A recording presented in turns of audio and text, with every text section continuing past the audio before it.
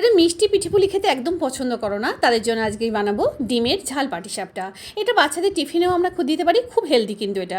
তার জন্য 1 কাপ আটা নিয়েছি একটা বাটিতে, আর নেব হলো নুন, বেকিং পাউডার, চিনি গুঁড়ো, দুধ, ডিম সমস্ত খুব ভালো করে ফেটিয়ে নেবো।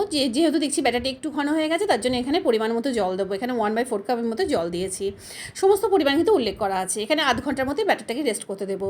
কড়াইতে সাদা তেল নিয়ে তার মধ্যে পেঁয়াজ কুচি, লঙ্কা কুচি আর দেবো হলো পছন্দ মতো সবজি। এখানে দিয়েছি গাজর, বিনস, ভুট্টা সিদ্ধ, ক্যাপসিকাম, একটা টমেটো কুচি করে দিয়েছি, গোলমরিচ, ভিনিগার, নুন সমস্ত কিছু দিয়ে ভালো করে মশলাটাকে আমি বানিয়ে নেব।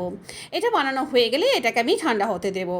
এবার ব্যাটারটার মধ্যে আমি ব্যাটারটাকে ভালো করে আবার একটু মিশিয়ে নেব। এবার প্যানের মধ্যে একটু তেল ব্রাশ করে এটাকে আমি দিয়ে দেবো, কিন্তু তখন কিন্তু প্যান কিন্তু একদম ঠান্ডা হতে হবে, নাহলে কিন্তু এটা প্যান থেকে ছেড়ে উঠে আসবে। আর দুপাশে একটুখানি যাতে লেগে থাকে সেই জন্য একটুখানি ব্যাটার লাগিয়ে নিলাম। এবার পাটিসাপটার মতো রোল করে নিলাম, হয়ে গেল।